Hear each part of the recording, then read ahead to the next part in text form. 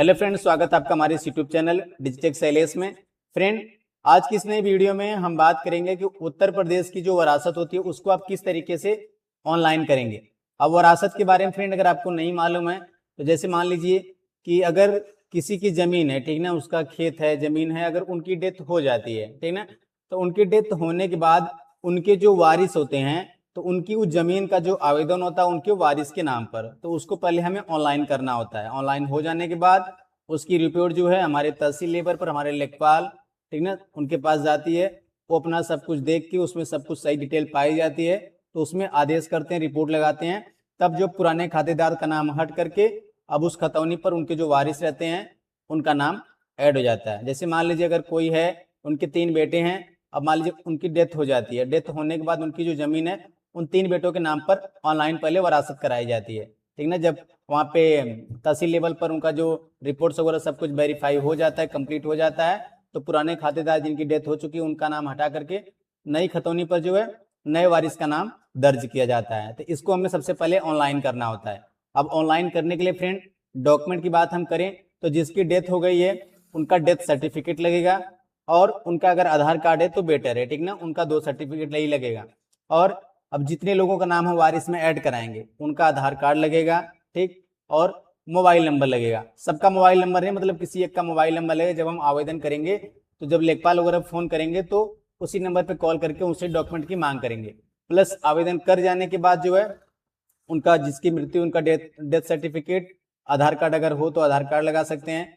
और जो परिवार रजिस्टर, कुटुंब रजिस्टर की नकल होती है उसमें से उनका नाम कटा होना चाहिए जिसकी डेथ हुई है, तो कुटुंब परिवार की रजिस्टर की नकल जो है वो आपसे डिमांड जरूर करेंगे।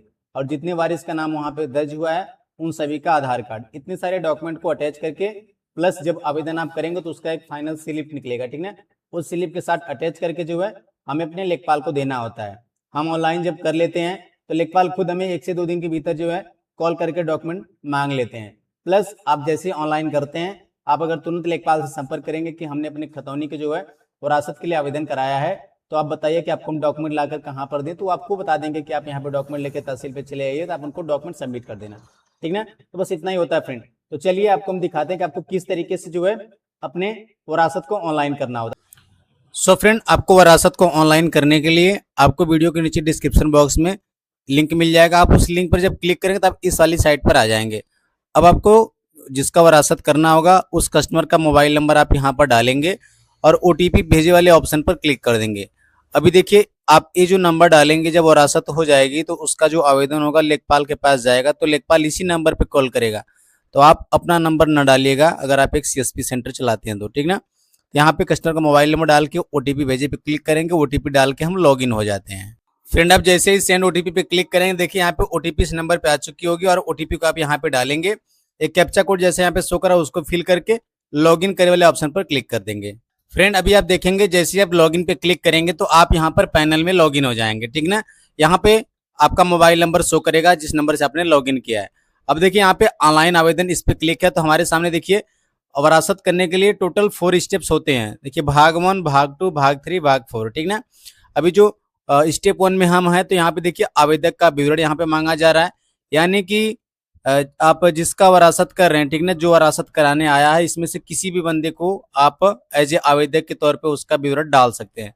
जैसे मान लीजिए कि अगर कोई डेथ कर गया है, उनके 2-3 बेटे हैं, उनकी वाइफ है, ठीक ना, तो उन बेटे में से किसी भी बेटे का डिटेल आप यहाँ पर डाल देंगे, उनका नाम डालेंगे हिंदी में और जैसा उनके आधार कार्ड पे है, ठीक ना, और यहाँ पे पिता का नाम डाल देंगे।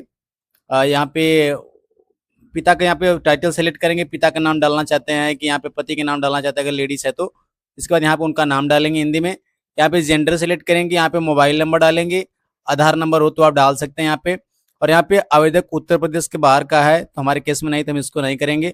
मंडल चुने पे आप क्लिक कर लेंगे तो यहाँ पे हम इसको क्लिक करेंगे। फिर जनपद में आप जनपद ले लेंगे। तहसील में आपका जो तहसील लगता है तहसील सिलेक्ट करेंगे और यहाँ पे पता में उनके ग्राम का नाम डालेंगे। इसके बाद सुरक्षित करें और आगे बढ़े वाले ऑप्शन पर क्लिक कर देंगे। इसके बाद फ्रेंड आप देखेंगे हमारा देखिए स्टेप 1 कंप्लीट हो गया और यहाँ पे देखिए अभी स्टेप 2 आ गया हमारा, ठीक ना।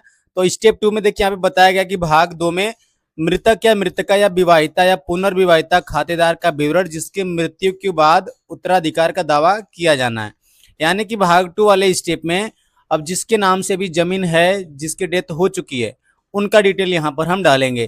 तो हम जिसका यहाँ पे वरासत कर रहे हैं वहाँ पे जो जिसके नाम पे जमीन है वो पुरुष है, तो यहाँ पे सबसे पहले हमें सेलेक्ट करना होगा खातेदार महिला या पुरुष, तो यहाँ पे पुरुष खातेदार हैं, ठीक है। उत्तराधिकार का आधार में हम खातेदार की मृत्यु होने की दशा में, इसके बाद उनका नाम डालेंगे जैसा उनके खतौनी पे अभी नाम है जो डेथ कर गए हैं, और यहाँ पे पिता, पति या संरक्षक का नाम डालेंगे। अगर महिला खातेदार होगी तो यहाँ पे पति का सेलेक्ट करके पति का नाम डालेंगे, तो यहाँ पे हम पिता डालेंगे, और जिनकी डेथ कर गई है उनका यहाँ पे उनके पिता का नाम डालेंगे। खातेदार की मृत्यु की तिथि यहाँ पे किस सन में उनकी मृत्यु हुई है उस आप सन को सेलेक्ट कर लेंगे, जैसे हमने सन को सिलेक्ट कर लिया, और किस महीने और किस डेट को जो है यहाँ पे उनकी मृत्यु हुई है, ठीक ना, उसको हम यहाँ पर चूज कर लेंगे। तो मैंने यहाँ पर डेट सेलेक्ट कर लिया।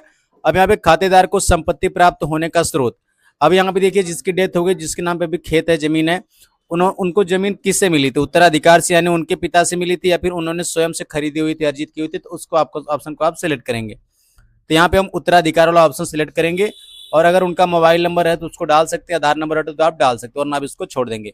फिर इसी तरह से आपको मंडल सिलेक्ट करना होगा, जनपद सिलेक्ट करना होगा, तहसील सिलेक्ट करना होगा, ग्राम सिलेक्ट करना होगा, ठीक ना, कि किस ग्राम से बिलोंग करते हैं जिसकी डेथ हुई है, और यहाँ पे उनका पता डाल देंगे, ग्राम का नाम, फिर सुरक्षित करें और आगे बढ़े ऑप्शन पे क्लिक कर देंगे। अभी फ्रेंड देखिए यहाँ पे हमारा स्टेप 3 में, यहाँ पे भाग 3 में पूछा जा रहा है जो हम मृतक का डिटेल डालें उनके नाम के पास जितनी जमीन है उस जमीन का यहाँ पे हमें विवरण देना होगा, ठीक ना।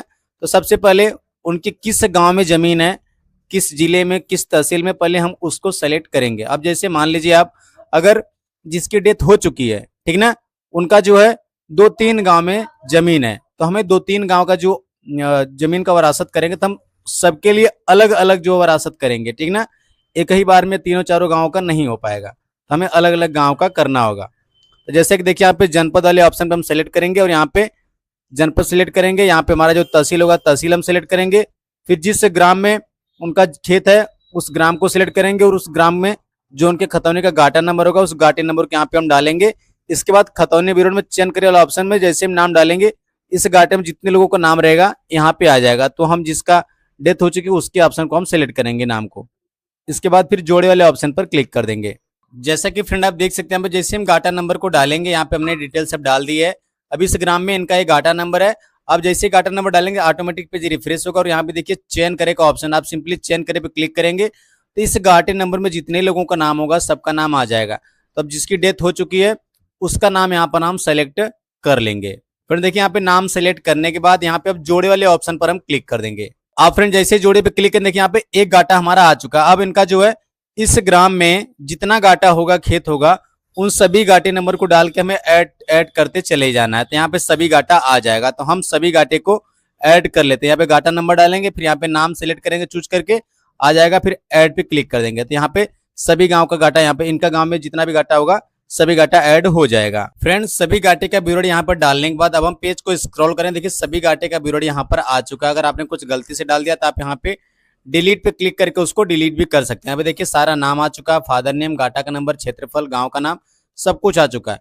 अब हम सुरक्षित करें, हम आगे बढ़े वाले ऑप्शन पर क्लिक कर देंगे। अभी फ्रेंड इसके बाद हम देखेंगे, यहाँ पे देखिए स्टेप 4 में यहाँ पे पूछा जा रहा है कि जिनकी डेथ हुई उनके वारिसों का विवरण, मतलब कि उनके कितने बेटे थे और मतलब कितने लोगों के नाम पर जमीन को वरासत किया गया है। तो हम जिसका कर रहे हैं उनके 2 बेटे हैं और उनकी वाइफ है, तो उनका नाम यहाँ पर हम डालेंगे। सबसे पहले वाइफ का नाम यहाँ पे हम डालेंगे, फिर इस ऑप्शन में हम पति सिलेक्ट करेंगे, पति का नाम डालेंगे, उनकी उम्र कितनी है हम यहाँ पे उनकी उम्र डाल देंगे।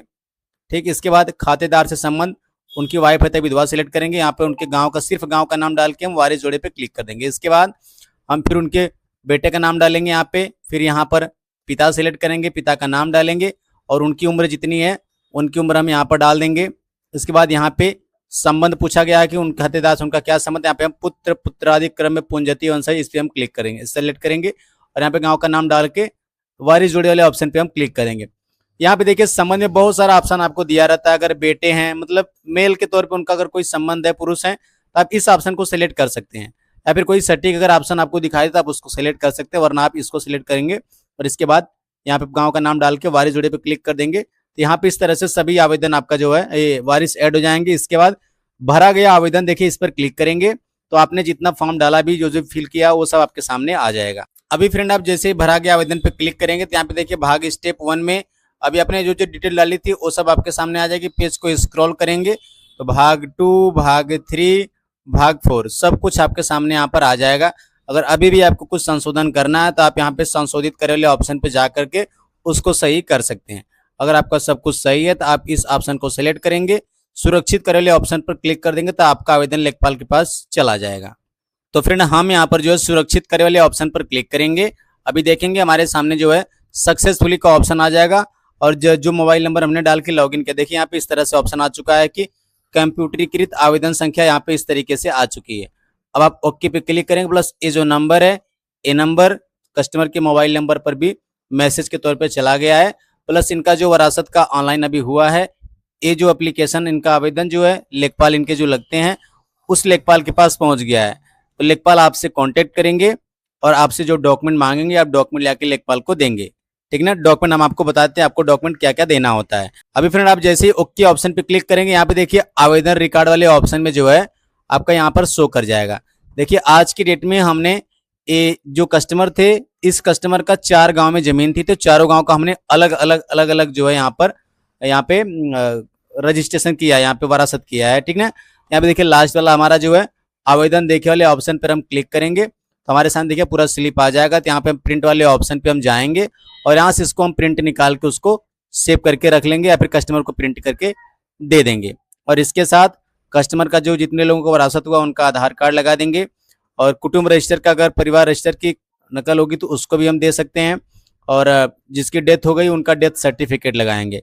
और इस पूरे फॉर्म को हमें लेखपाल को ले जाकर के देना होता है। प्लस लेखपाल से आप पहले ही बात कर सकते हैं, फिर रजिस्ट्रेशन जैसे आपका होता है सक्सेसफुली आवेदन, लेखपाल आपको 1-2 दिन में कॉल कर लेगा क्योंकि उन्हें रिपोर्ट लगानी होती है, तो वो आपसे डॉक्यूमेंट की डिमांड करते हैं।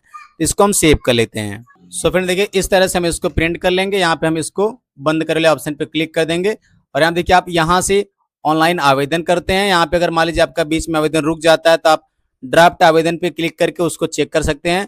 अगर आपका सक्सेसफुली सबमिट हो जाता है तो आप यहाँ पर जो है आवेदन रिकॉर्ड वाले ऑप्शन में जाके उसको देख सकते हैं। तो फ्रेंड इस तरीके से आपको वरासत ऑनलाइन करनी है। बाकी हमने वरासत पर और भी वीडियोज बना रखी है पुरानी वाली, आप उनको भी देखना चाहते तो आप उनको भी देख सकते हैं क्योंकि उसमें जो है थोड़ा प्रोसेस चेंज हो गया था बनाने का, ठीक ना। सभी प्रोसेस वही है, बस वेबसाइट का इंटरफेस चेंज हो गया था, ठीक ना। तो अभी नए तरीके से 2026 में आप जब आवेदन करने जाएंगे तो आपको इस तरह से साइट मिलेगी। आप उस साइट पर जाकर के जो है यहाँ पर उसको आवेदन करेंगे, ठीक ना। यहाँ पे देखिए इसका लिंक हम आपको डिस्क्रिप्शन बॉक्स में डाल देंगे। सो फ्रेंड आशा करते हैं वीडियो आपको काफी हेल्पफुल लगा होगा। कोई अगर आपका कंफ्यूजन है, कोई डाउट है तो आप मुझे कमेंट बॉक्स में पूछ सकते हैं।